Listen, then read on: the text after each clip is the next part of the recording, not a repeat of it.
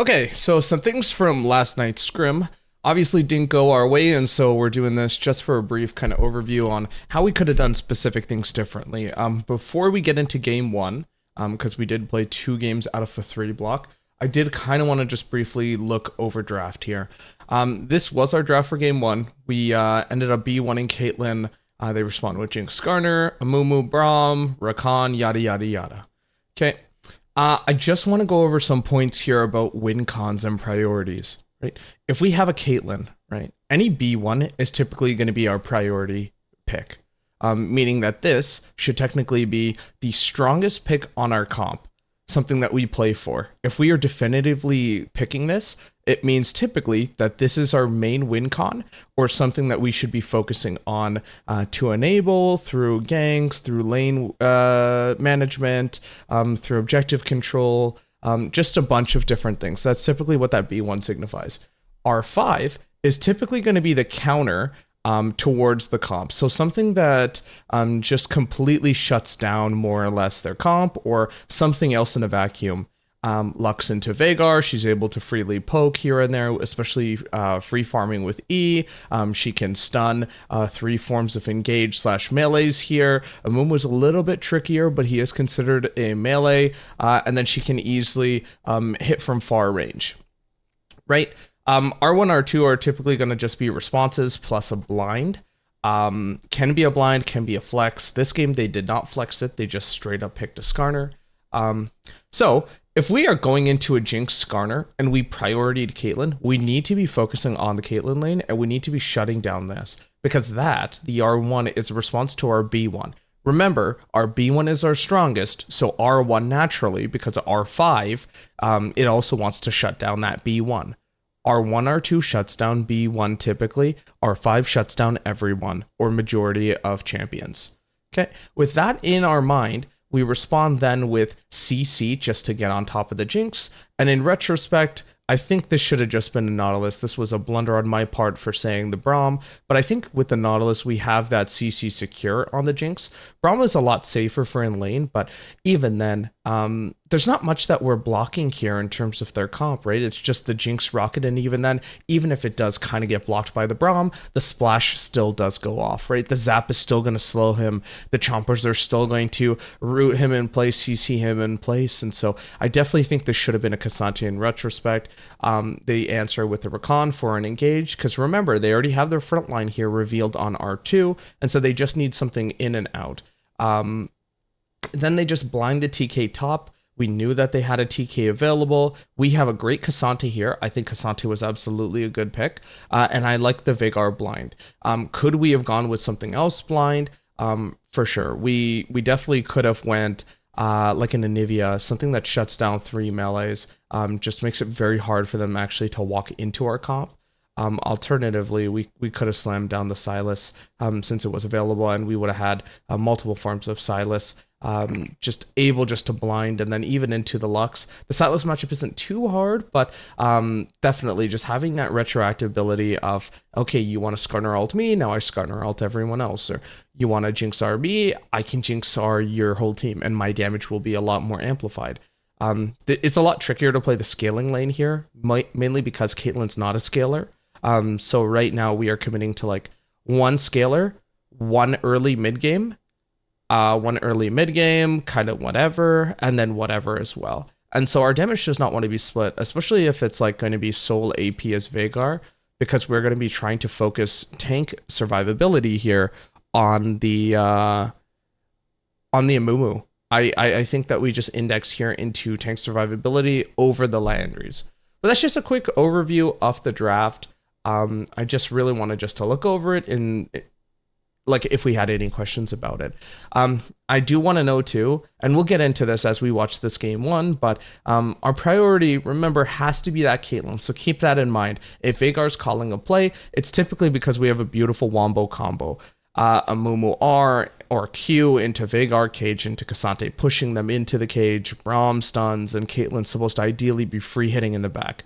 But that did not happen because, again, they have flank angles. And so in order to combat these 3 champions who want to flank, who want to just enter into your comp, we need vision control. And again, we'll see that in this game. So without further ado, let's get on in game one.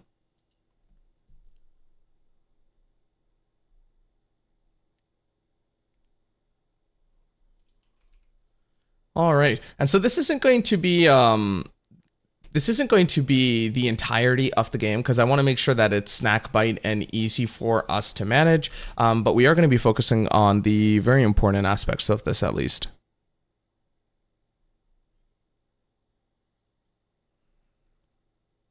All right, we go for the invade here, which is perfectly fine because we have the Braum. I like how we actually stayed here. I want to pause this real quick. Okay, if we are going to go for this invade, what we need to start doing is we need to start getting a sweeper, especially on support, because jungle, I love this ward. This is beautiful. Retroactively denies any type of counter invade for us. But this is the main issue here, is that we have potentially 2 points, technically 3 points of vision control that they could enter from, right? Or that they could ward. 1, 2, 3. Right? And depending on like what side, this could also be 3. In order to combat that, if we start sweeping absolutely where Braum is right now and just walk all the way up, we should be fine. It's just really difficult. Oh, did my league just crash? There we go. That is so bizarre.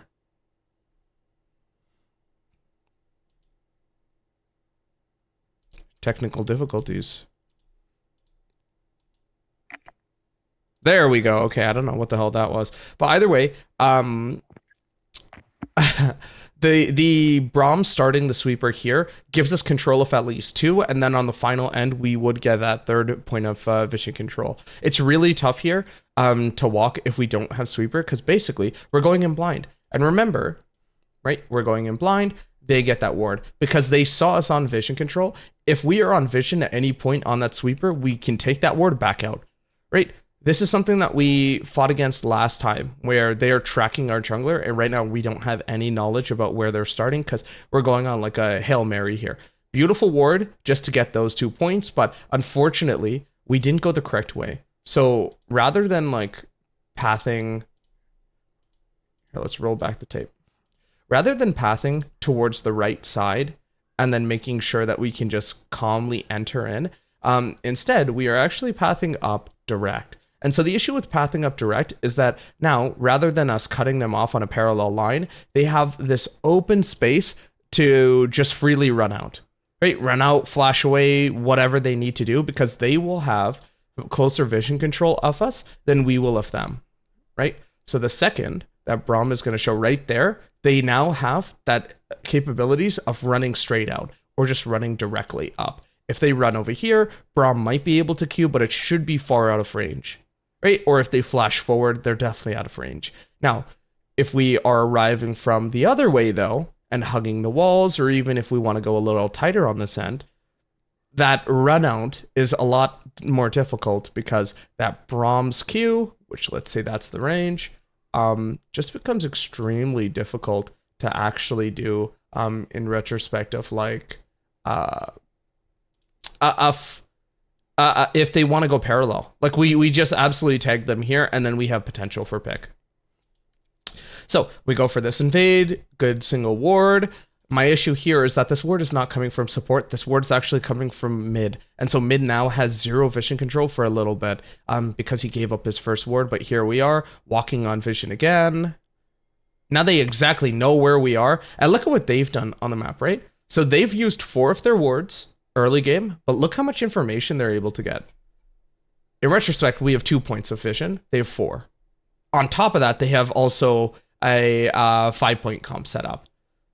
So now they have full vision of when my Amumu is going to go topside after clear. They know exactly where he's going to start clear. They know that if he's going to path directly top, because this ward will last long enough for him to directly either go up all the way to Raptors or just walk down. Right? So that's the main issue too, is that when we're playing these engaged junglers, we need to be aware of like where we are relative to the map, because now Amumu's getting visioned on, and they know that there is no threat of like an Amumu gank because we are tracking him. There we go. Now he's on vision doing red, and top can play aggro as possible. Skarner can start top down because he knows that Amumu's going to go bot up. Right, and this game typically too, you would not want to go bot up because the K'Sante TK lane is gankable, but it's not, again, it's not our B1. That's not our playthrough lane. That's not our win con. Our win con this game is trying to deny the Jinx and the Caitlyn. And here we are still on Vision.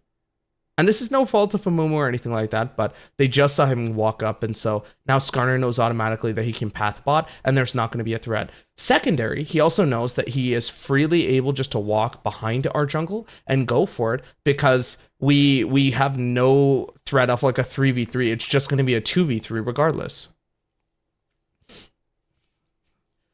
Another thing here for top side is if we are pathing top, we cannot be crashing this wave, because then Amumu's like Amumu's availability here just becomes nothing, right? There was no purpose in Amumu starting top if we are just going to be shoving them in. Now he's forced to look mid, and it just becomes wonky because we're still walking on Vision.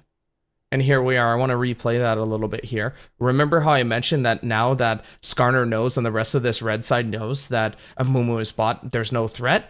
Skarner instantly gank spot. We still, we had to use flash early for the W because we were not calming out the level 2. And so with Caitlyn, no flash, no E quick enough, it's just going to be that first blood over to Jinx. And that already is a really bad start because she's able to collect this wave and she's able to just be enabled just strictly from that first blood. Now they just need 2 more kills for feats.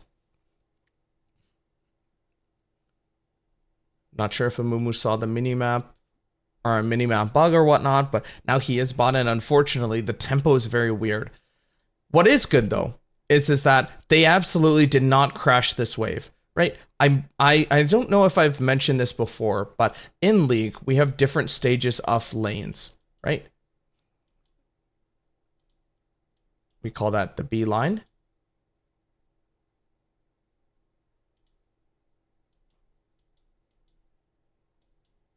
We call this the C line. And then we call this the A line. That might not be exactly retrospect for the lanes and the size of it, but those are playthrough lanes and those are wave state lanes. So doesn't matter like how you shift the map or whatnot, that line will still stay the same. So B is going to be your neutral in waves. When waves are neutral, they meet directly in the middle. This is a little shoved here. Let's go back to when they actually crash.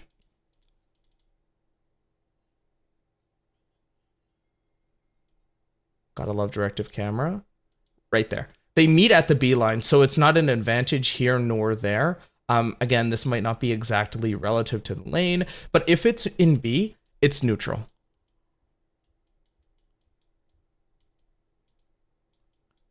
Right, and this will be our next practice session. If it's on A, meaning your side, it's a freeze or a slow push. If it's on C, and we are the ones who have our minions on C, it's going to be a shove. Shove, crash, hard push. That R looks weird. There we go. It's a crash. Okay, if they are from C to B, they are slow pushing. If they are B to A, then they're hard pushing. They're hard crashing, they're shoving, they are whatever other word you want to use here. Okay, that's basically Waves 101. And so, if we are able to hold our wave here on A, that is a freeze for us, right? Using our logic. Here, we know that we're not level 2, and so we lose the neutral, and watch what happens. Now they try shoving. Right? Here, we have a freeze because, again, it's on A. But we're not doing that. We're actually resetting the wave, unfortunately, to back to mid, or at least a little in between. If it is in between A and B, you have no control. If it's in between B and C, you do have control. Because if it's in B and A and enemies are on B, right, that means that they have priority on the shove. You do not. But that does mean as well that jungle has priority for gank. Right? If they are sitting on C, jungle does not have priority for gank, and he needs to look creatively for gank timer or gank potential. Now, if they are on A, jungle has absolutely priority, right? High priority, mid priority for gank, and low priority, right? Low or dive. We would call that a dive angle. if we are crashing them on C and it's looking all good. Okay, let's keep watching this. Because I do want to focus on this. We talked about a lot of things communication-wise, but today, just for the strictly VOD review, I want to just look at little micro and macro mistakes. So again, we have the wave pushing towards us on A. It's still totally manageable, and this allows a Mumu to actually to gank, because again, remember, our priority for gank timers, our priority for gank potential. It's very high on A. But B and A, it's still relatively okay, but we don't have control of the wave because now we're allowing Jinx and Rakan just to walk up. If it's on a threat of them having to walk up to A, remember, they're focused on this. They're focused on where jungle and mid are relative to our game. And so they just can't walk up. But look what we're doing. Caitlyn resets the wave and it's on B neutral. There we go. And now we're slowly losing priority on the lane because we are crashing towards their C. And so if you were on red side here, this entirely gets flipped. This is not the same on red. So red, that their C line would be high. And look at this. Remember how I mentioned that the potential for gank is very high on your side? On their side, which again is C here, these things become flipped, right? We're flipping it. So for them, this is low priority. For them, this is always still going to be mid. And for them, this is going to be high. We are on high right now, right? They have control of wave because we bounced it on their C line. And this is a high priority because why? Because we had to path like this to get out, right? Or maybe even direct. Where does Skarner approach from? Skarner can approach from wall and cut us off. Remember how we were using the terminology there for the Braum, for the invade, and saying that if he just kind of goes parallel with the brush, it's very difficult for them to walk out. This is exactly what Skarner's showing us here. And let's roll the clip and see. And there we go. You have no potential to leave because your gank potential was high for you, right? We shoved in the wave for some reason, even though we had no vision control of where they could be starting. And now they're going to go from C to A, so they're going to look to crash this. But it's not all over, because look at what happens here. It crashes into the tower, but look at that secondary wave. That secondary wave is going to stack on A. So there we go. Now we're back in it. Now we are back in a potential for us to have the freeze. Right? It's slow pushing towards us because our minions had to deal with that wave underneath tower already. So our wave is not fresh. And look at what we do here. They're not on vision. We have total freeze potential. And we're just slow pushing. Now we hard crash. Right? We crash it into their wave. And remember, the potential for gank is high for us. And there we go. And look at what they do. She's going to try trimming the wave and trying to manage it.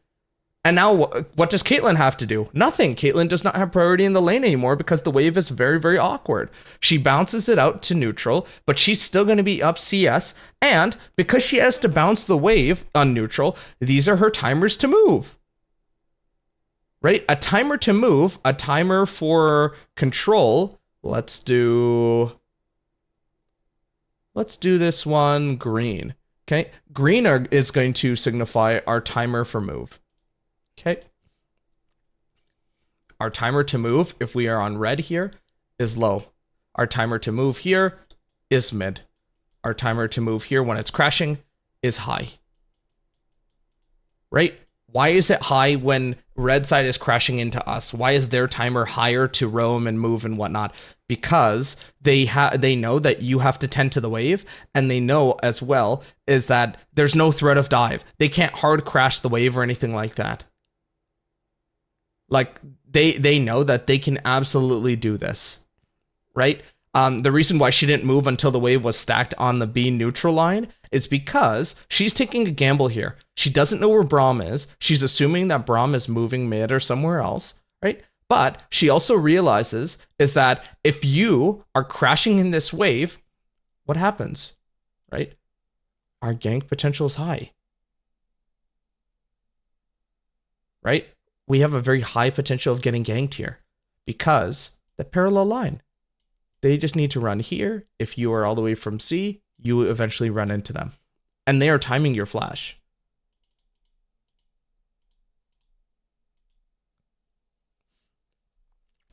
Here they're going to get dragon. And again, we crash that wave. And so now we're awkwardly standing because we didn't want to slow push it or let them slow crash into us.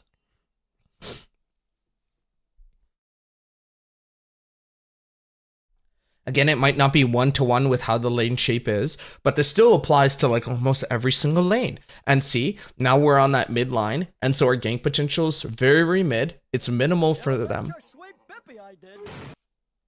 Oh, okay. I don't know what that was, but our potential for gank here is very, very mid, right?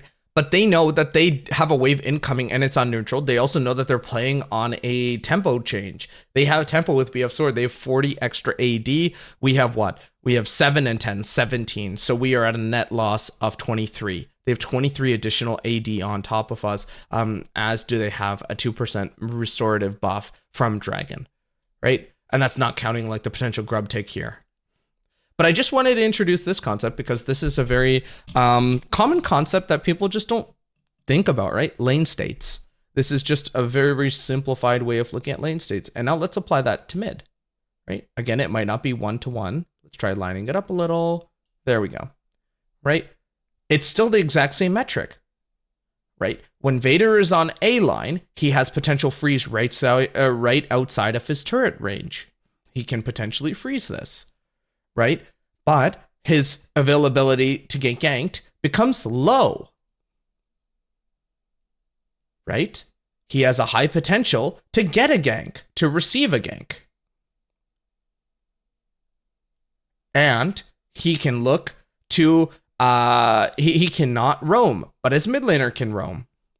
Okay, vice versa. It's mid for all three. Roam, gank, and get ganked.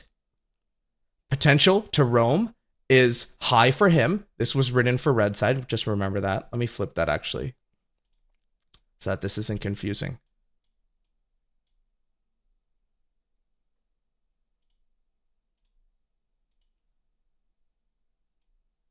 His potential is low to roam. His potential over here on the C line is high to roam. And mid never changes. It's always the same. Can I ask you something about the when Caitlyn was crashing bottom after the gank? Yep. So wave was it A? Yes. And I'm just gonna reverse that, okay? You're talking about this. And Caitlyn decided to shove, and this is something that happens with. It's like a question I run into on my other team. Are you talking about this play right here? Like no, just a little bit past this. Like okay, so Brahm's here in lane. Yep. Brahm's hanging out. Brahm's at full health. Braum doesn't really have any real reason to leave lane, I think. Yep. And the wave's in a weird spot where there can be froze or can be shoved. But like right here is the pause. Braum is backing. Yes. Yeah. That seems terrible to me. Like I feel like Braum just stays in the lane and shoves out with the Caitlyn there, like the whole way. Right. Yeah, 100%. 100%. That is absolutely correct. Like I will kill my support on my other team in this scenario. I will not shove that wave alone. Like I'm like you have to stay, bro. 100%. I'm on a fresh back. They can't fight me anyways if they show up. Right. I'm pushing the wave out. You're gonna stay with me the whole time. Right. Two scenarios here. First scenario, exactly on the money what you're describing here. Right. We're gonna just watch this. Look at it. Now it's on their C line. Remember how I mentioned right here because Braum is leaving. Yeah, 100%. And now she can't walk up. But remember how we were talking about gank timers, right? Mm-hmm. This is her gank. I'm just going to make sure that I can like, this color means gank potential, right? She basically has so much, there's a higher chance now that she gets ganked again or that they just run at her because she's holding directly to them. You're absolutely correct. They need to shove past the C. She can't complete the crash because she can't. Alone, right? Yeah, and they have tempo. Why do they have tempo? Because she died, and they were able to get wave and back with item. And now look, now she's going to do a half-ass crash where she can't fully crash this fast enough. And even if she does, now she's losing tempo because she has nothing else to do on the map. Right? So basically, you run back all the way, you catch this minor wave, and you shove in a huge wave instead of using that wave to your advantage to gain tempo and to gain some type of control in your lane. Right? Now what are you doing? You used about maybe like, I want to say 55% of your HP. You back up just in time because you know that Skarner's here because Skarner is reading, right? He's reading the wave and knowing that your potential to get ganked is very high. right? There's nothing for Caitlyn to do. Braum needed to stay there, and he needed to shove in past the C line and crash into towers, right? The lines do not matter if you crash into tower. And you may see this concept again. You may hear about it in different forms. Some people call it tempo lanes. If you are past A, that is a potential to get ganked or whatnot. If you are B, it's mid. Same exact thing I'm explaining here. It's just different names. But yeah, 100%. So, sorry, I cut myself off though. The first thing that Braum could have done is stay and crash the wave, right? Second thing is if Caitlyn holds a freeze where he was freezing there for her, he was trying to hold this wave. Let's watch this again. Right here, all he needs to do is walk up, hold this, sacrifice a little bit of your HP, hold it exactly on A. Do not let this crash. We are letting this crash for no apparent reason. They have no threat of killing you as Braum, and so Caitlyn loses about 6 minions here. I know it's a little hard to see because of the text, but she loses 6 minions here for absolutely nothing. And we could have had 6 minions plus their wave, and that guarantees a guarantee freeze. Yeah. Right? And so he basically didn't sacrifice his mana, didn't sacrifice his HP, yada, yada, yada. Braum is one of the best champions of the game to stack waves because he has the shield. Right? With the shield, the minions' HP, the minions' damage becomes nothing in relative to him. And Caitlyn's just shoving now, and they're not both communicating on like what they want to do here on the wave. One guy backs, one guy's now in La La Land trying to go find something else to do because he just, he doesn't know what else to do now because his wave is just kind of weird, and he's putting it weird. Braum has potential. Leave right there. He has to get that second wave of XP too. 100%. Braum has the potential to roam. Remember how we were talking about roam timers? If you're freezing here, right? This is only for bot lane. If you're freezing here and there is someone else who can tend to the wave or slow push this, and you know that you might gank a dove, you might not, but it's still going to be tempo because they just reset. Use your tempo. You can look to impact the map by deep warding, by walking with jungle here for vision, by looking mid. Obviously, there's no play right now because they all reset, but that's still the second option in any other game. Okay, let's skip ahead right back to kind of where we were, though. I think it was around here. Thank you. No worries. Remember, potential to gank here is high. Okay? And exactly what I'm mentioning. They crash, and it's just Jinx who has no threat of getting dove. Rakan moves and goes in for vision control. Look, they're just playing vision control. Exactly what I'm mentioning. Veigar has low chance of getting ganked. Skarner has to use so much more effort to gank this. He doesn't even bother. He just goes straight for the actual grubs. Remember, our priorities for objectives for roaming become very, very low if we are by A. If we are crashing, like what Cassante is doing here, he has move. That's what first move means, is when you are first available at any type of objective. See, he's trying to get first move because he knows that the wave is clearly in a better spot. And as a result, you are able to get this. The wave is neutral, Veigar sacrifices 2 minions or so. It's not an entirely free roam, but he still does it nonetheless, and it still works out. So far, though, if you've noticed a trend bot lane, none of our waves have been frozen here on A. They're always on B, or they're slow pushing to B. And it sounds like I have something like cut out for bot lane. I absolutely don't. I just want to improve as a team. And this is how we improve as a team, by noticing these macro mistakes. Right? Wave is crashing to us here. Should have been a block there from the Braum, but we're still trying to fight underneath tower. This is potential high to get ganked. Let's see the gank potential. Amumu just needs to walk around. And this is another thing too. We are not retroactively looking for ganked angles. It's high, correct? So naturally, Amumu should be pathing here because again, the parallel. Whenever we are ganking, whenever we are invading, we are always looking for parallel. They had to walk up or they walk up. They have 2 points of escape. They have 2 methods of escape. They don't have 3. They have 2. Whether they use flash or not, they have 2. Right? They also didn't wait for me. Where were you? I'm right there. Oh, Dragon yeah. Pit. Yeah. Sorry, I don't even notice you. I vocalized that I was coming down, but they went ahead and without me, and Baby Yeah. Cage is massive. Well, that's also an issue of comms. So I don't want to get into like the comm stuff. I'm just in relative to like how we play this. Not only do we need to wait for Vader if he's clearly calling for it, but we do that by freezing here. But we're not freezing, right? This is our moon with that blue circle. Just needs to run parallel and you cut 2 points off of escape. Right? But now, what do we do here? When we are invading, again, this is still a Mumu. He's going to walk right there. His only form of engage is there. They run up. Right? And that's exactly what we're seeing right here. They run directly on my arrow. And a Mumu's just stuck to chase.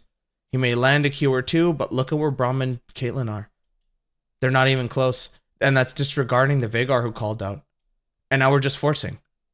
And now, because we forced, again, on their C line, we pushed them all the way to C. We are at C. Right? We are all in agreement here. We are at C line. Our potential to get ganked is high. Right? Regardless of if there's a wave or not. And they show up cavalry. And there we go.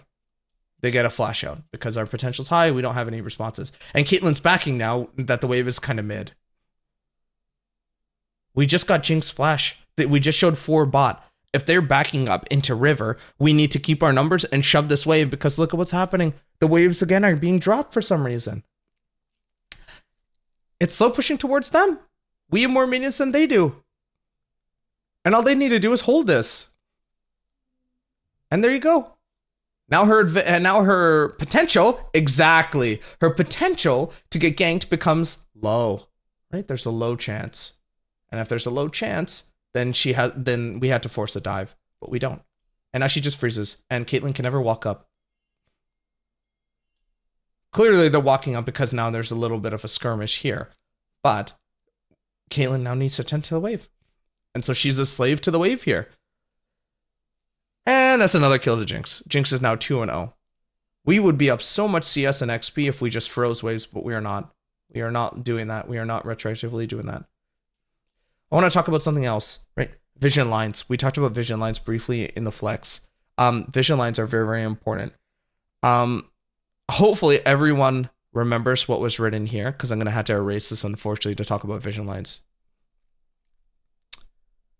And again, we'll go over all of this again in another day or next practice.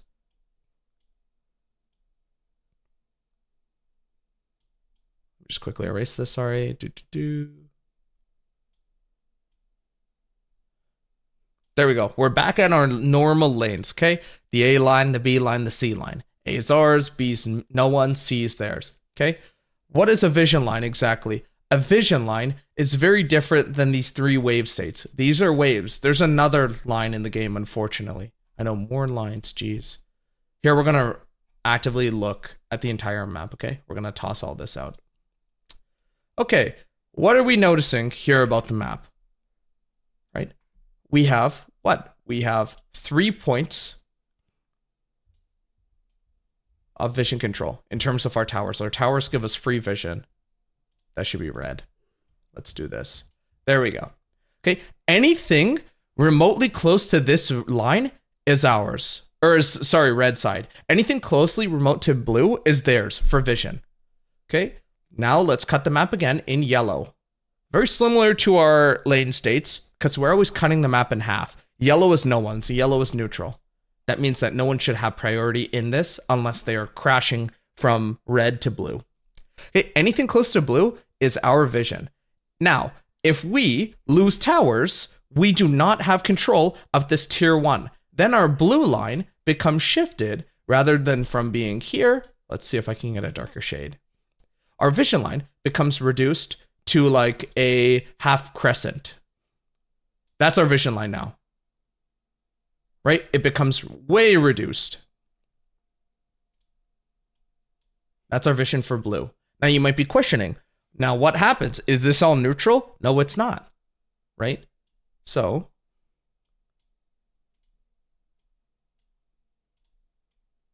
where our towers were become neutral, and where the red line was becomes the river.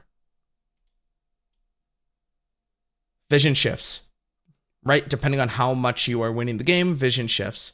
And eventually when they're at this point, then our vision control, like safe vision control, becomes a super half crescent.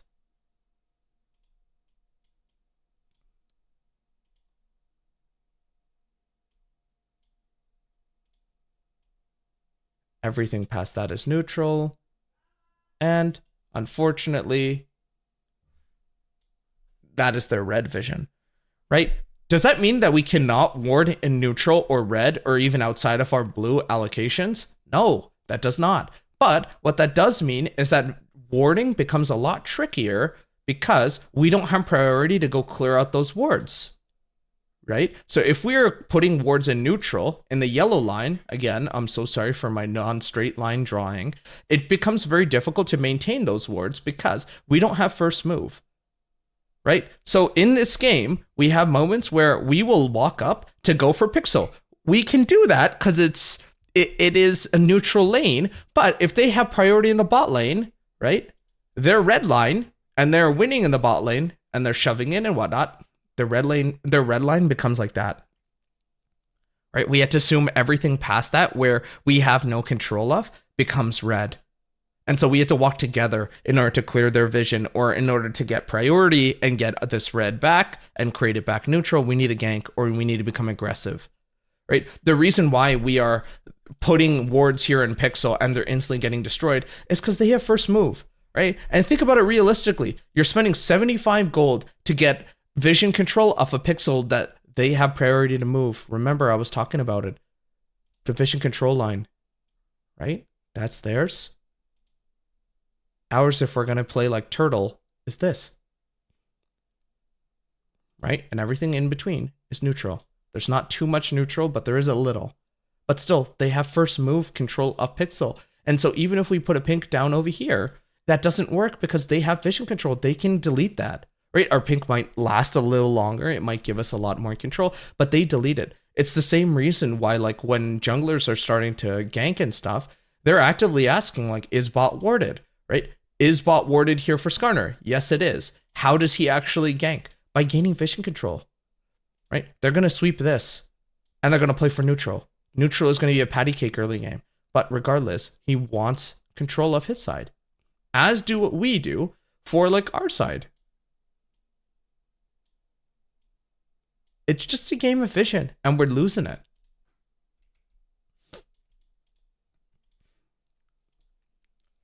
Hopefully that minor explanation worked. Not minor. I know I just went through a lot of like concepts, but hopefully that explanation worked. But again, we're just crashing it. And that's why vision charge, by the exactly. And we're just walking in continuously to like these really bad spots. And now look at this. Now they're winning, right? And exactly what I mentioned earlier. They are now trying to convert and push their vision so that now it's on our tier ones. Because we cannot walk past our tier one bot too far because they just have total control. And look how much vision control they have now. We're just not sweeping in our jungle. So they know exactly where we are, like, consistently. Again, early game, sorry, not early game, but I had mentioned this earlier, is that we really needed to go tank Amumu because we don't need AP this game. We just need a frontline. And Kasante's their only frontline, and he's not going to be in our fights.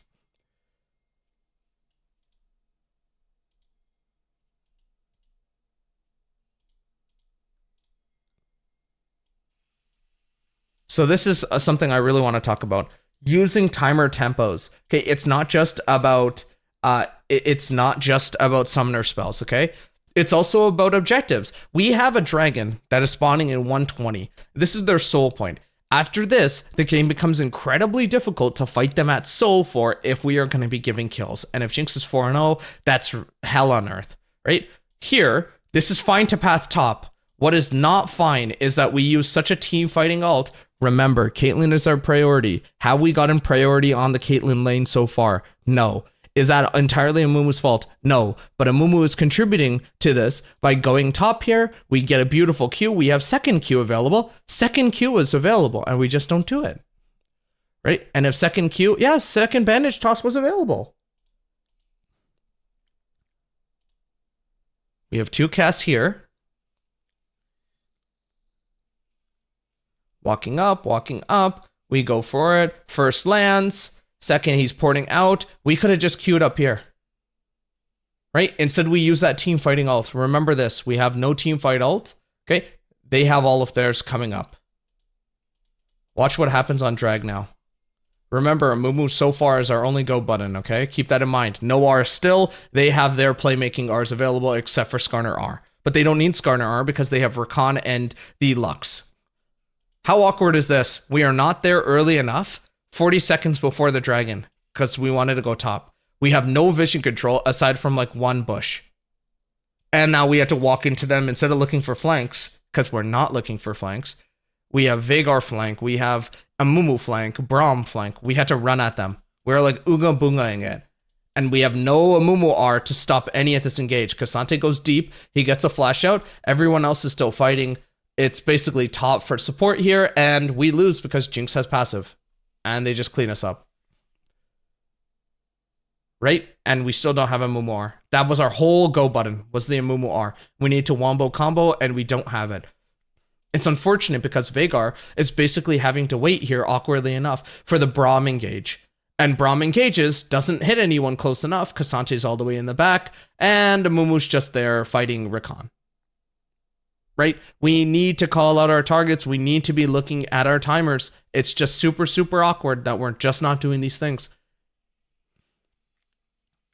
And now they go for free Herald, because it's basically uncontested.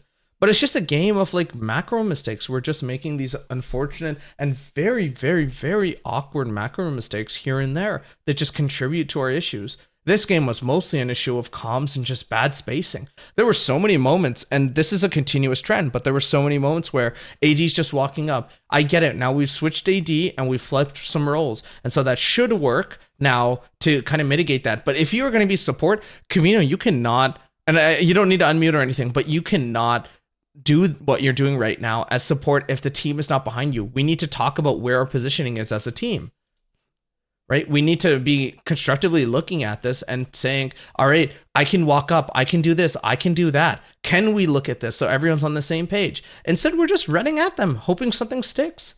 And this is a continuous trend. Yeah, so I think right there, it's...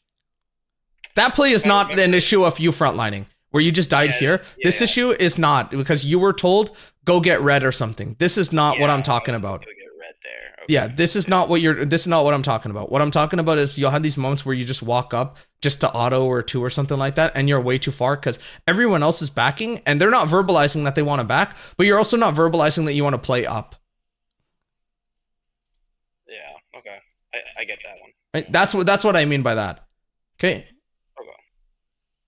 Where is our Mumu in this whole thing? Okay, Amumu's over the wall. We're on vision. We are not getting vision control at all. Right? We're not buying pinks here. We can buy a pink and basically negate this entire ward. They see our entire engage. TK is fighting us. Second of all, remember how I mentioned how awkward it was to fight on drag? Now imagine, right? In a hypothetical, obviously, if they had Voracious Otacon, the one that gives the GA. Unfortunately, that is not imagination for us. That is our reality because we used our priority engage tools on that third dragon. We lost it or didn't even use it. We used it before the dragon, lost that third drag. Now we need to walk into their soul, which is incredibly strong for champions like TK, Lux, and Jinx to proc. We're walking in, having to kill them twice. We were barely able to do it the first time. We now need to kill them twice. We're not even losing by that considerable amounts of margins. It's just 3K at this point. But we're still doing this awkward shuffle where we have these macro mistakes that just like put us in a hole. Right? 3K becomes 5K. 5K remains 5K. Now it's getting closer. 8K, 8K, 10K. Right? And now we're fighting at Elder. Same thing. Our engage tools are very, very minuscule. Like we're just not engaging. It's super awkward. It's super, super awkward. The vision control too. Like we're looking at our vision scores. Why are they so low? Why does Kasante have the more than my jungler? Why does jungle have second least? Right? Are we buying pinks or not? Right? Theirs does too, but like, are we buying pinks at all these games, guys? We need to be controlling our vision. Even now, look at their vision control. I remember how I was mentioning those lines of vision. Exactly 1-to-1. What do we actually see outside our base? Nothing. It's all black. And so is our freaking defeat screen after this game.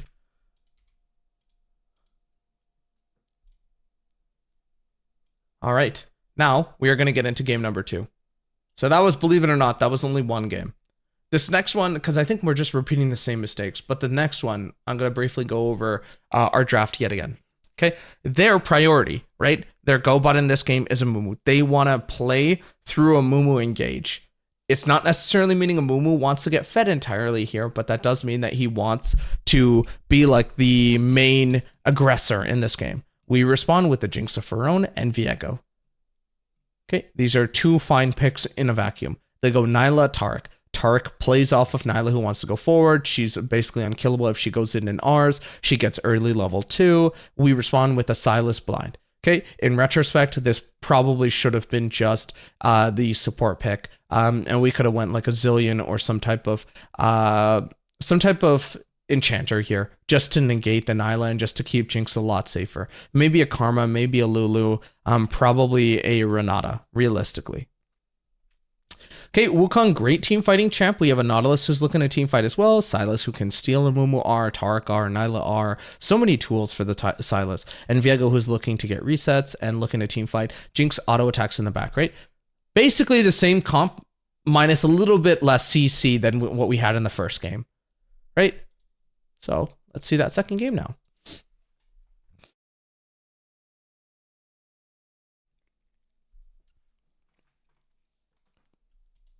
And this one we're going to quickly speed through because this one wasn't even like, it was one of those things where it was close. Like we had a good fighting chance early. We just repeated the same mistakes. Here, we try doing a cheater, right? It's fine that we're able to do this cheater. We've lost 3 minions so far. 4th, remember what I was talking about though? If we don't entirely crash it into their tower, they have move. They just move because you're not in lane. So they're like, screw it. No one's going to contest this. We get free drag. And that's something we just don't ever do. Oh, sorry, we are red. I'm speaking out of turn. Yes, correct. Exactly what we should have done. They're not in lane here. They cheater on us, right? We get dragon, but they unfortunately do get a back off. Sorry, I thought we were blue. Yeah, no, this is good that what we just did for red. The only disadvantage to this though is that because they cheated, now they get advantage in tempo, right? So now we need to look to crash this wave. This should be hard crash onto their C. Nope, we can't do that. See, same mistake that we did that first game. Now she's just looking to let this slow crash. We've lost 3 so far, and they're going to hold the freeze. There we go. It's slow pushing now because she's shoving. And because of that, we just lost a whole wave, and now she's up a wave. Shove this, or hold the freeze. Good. Nice. Either we are committing to holding a freeze, or we are committing to hard crashing. We are not doing both. We're awkwardly enough doing both. We have 30 seconds of holding, and then we have 30 seconds of pushing. Also, the reason why I'm not looking mid or top is because I realistically don't think that we even played waves bad here. I just think it's comms. We're just not moving. And I think, too, we have this weird fascination with only ganking top. I've noticed this a lot. We just want to get Kraven enabled. If we are putting him on weak side champs, we need to put him on weak side champs. We need to enable hyper carries. We had Caitlyn, who's a hyper carry. Now we have Jinx. We got to get more on this Jinx. We got to shut down their AD, especially if we know that their AD is their best player and that they look to play through AD. Right? This is good. We shove in top and then go for counter. This is whatever. We go again, I think, top, which is a little bit greedy. If we want to go all the way, we could have dove. We just shove this in. Viego needs to show, and we just go for dive. Because we already knew that they were in our jungle here at this point. That was free and best of death. But we just don't do that. We just allow them to play. And now we die because we just show. Like our movement this game was just very, very often not really telling of who we could be or who we play as. Right? Now Taric just roamed the map for a Mumu. We get nice little back off here. This is fine as a crash. That's a good back from us. We're evening out the gold and the wave states. Not quite sure what we fired the R for. I think it was just to hit Aurora. Better just to hold it for your own lane because look, if you held it for your own lane, we definitely could have killed Taric there. And this is super awkward. Rather than running straight directly to the wave, Nyla should have ran over here and cut Nyla off. If you cut Nyla off, forces some summoner spells and you have health advantage and you also have your ult, right? They have both of their ults, but you know Taric's already on the way out, so it's just a 2v1. but we're just not opting in. And now we opt in when it's like really awkward, and now we're just crashing. And so we had to commit on a dive. This is perfectly fine if we want to play for this. This is really okay. We just unfortunately are not able to get anything, and they actually end up stealing this. We're not able to get down the Silas R because everyone else is like very awkwardly in position. Let's see this, okay? We have flank. Turn on Nyla here. You just need a hook Nyla. And everyone else is on like the wrong page. Wukong has to flash forward, and by the time everyone flashes forward, Jinx is now in the back line while 2 people are just fighting. If Jinx gets 1 reset, I promise you this fight is entirely different. Jinx just needed 1 reset and we blew all our flashes. And again, like I mentioned, it's just positional mistakes that we're losing here this game. And I think it was a bad mentality that we carried over from game number 1 where it was very weird how we lost. And so I think that stuck with us where like we became less proactive this game. This is bad. Okay, this is really bad. If we have a form of escape that is not flash, okay, good. If we do not worth at all. Why are we going for this if we have no way of going for the eye? If we go for the eye, we had to use flash or alt, whichever one we are not using to get over this pit, we have to use to get the eye. Okay? What does this do for us if my Viego flashes over, steals this? Absolutely nothing. 10 HP, we lose it. 150 gold was given. Okay, plus 40 additional, and Viego dies. And remember timers, right? And flash, remember timers, ladies and gentlemen. 40 seconds on drag, and we are going this gung-ho. My jungler does not have flash, he does not have R, and my Sylas had to cover, and my Sylas had to use flash. 2 sums. They walk drag for free. And they know that. Look, and they know that. There we go.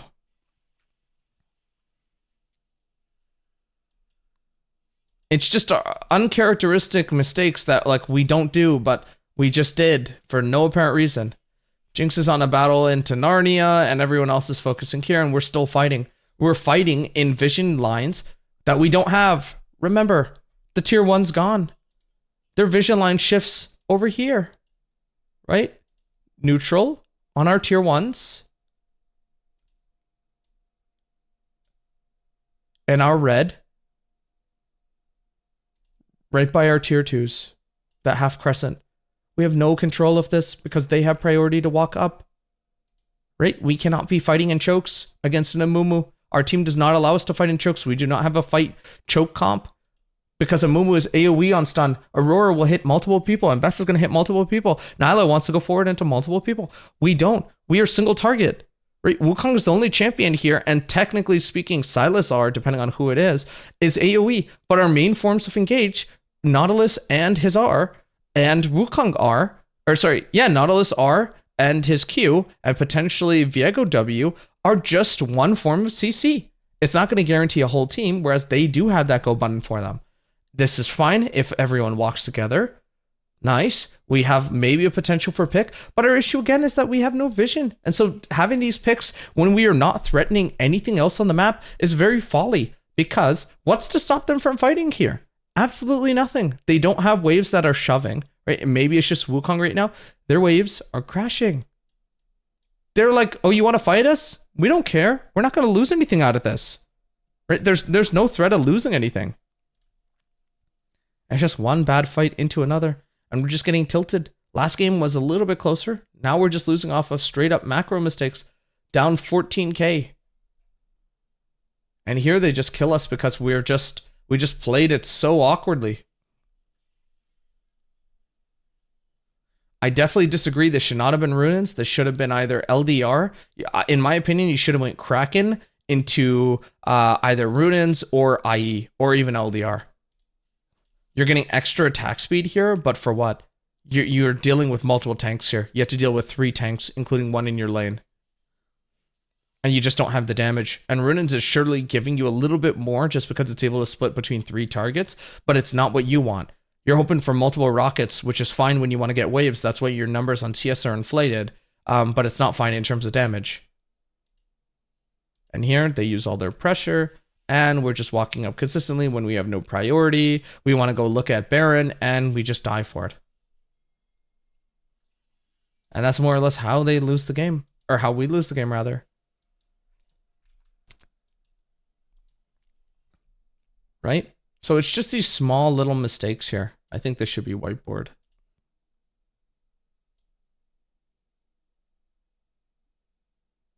It doesn't look like it. Screw it.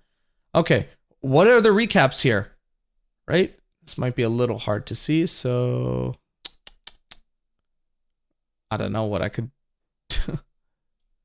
It's Jungle's fault. No, I'm just trying to No, think of like recaps. So Okay. I'm thinking for bot lane for me it's just like better wave management because like I don't manage my waves well like at all in these two games. And then I think a lot of times like we aren't really like we're not playing around vision very well either. Yep. So like you know, ideally we need to buy more pinks. We need to use sweeper more. Communication's a big one. Communication is huge. I feel like a lot of these two games, nothing on like the team or anything, right? Because like it's everybody, right? But I think you kind of nailed it. Where like we were picking really bad fights. Like there's that one fight where like we're just losing constantly, right? And then I'm trying to catch the bot wave, and everyone's going through like the like choke point, right? And it's a 3v5 essentially because like I'm not there, and neither is the Wukong. So it's like, why are we picking like a fight 3v5 when we're like losing? My writing on this is so bad. I'm like struggling on a mouse. Exactly. Waves, vision, communication. How are we ganking? How are we going like for plays on engage? Are we just running at them, or are we trying to cut them off? Are we playing to our comp strength? And like, what is our win con exactly? Right? If we have win cons, we need to play towards those win cons. We cannot just be like awkwardly not doing that. Because we had a Jinx, we had a Caitlyn. Why are we going for Cassante? You know, why are we trying to enable Cassante? That first game, second game, why are we going for the guy who's going to team fight with us? Why are we using our timers, like our summoner spells, our potential for like R, right? Our roams are like weird because like when we're roaming, are we calming it? Are we never roaming? Are we staying in lane too long? Are we like using our time inefficiently? Is our APM, actions per minute, low in lane, and so as a result it's low in the shop as well, wasting time? Are we picking good fights? What is a good fight? Does a good fight for us mean something before like a dragon or a herald or something like that? Or is a good fight instead something where we are looking at getting a 3v5? We have all 5 guys, they have 3, we see 2 down bot, we're like, screw it, we have number advantage. Is that a good fight? And like, how do we win that fight as a team? Are we talking about these things? What does that actually mean? Right? How are we actually playing the game? And I think it just comes down, and big thing, mainly because this is kind of my expertise, I guess, in terms of like coaching. Comms. This is the root of every evil in League. We gotta get into comms. We gotta focus on these things. These are things that we talk about, right? These are things that we talk about. Blue all signal. These are things that we talk about throughout the entire game, right?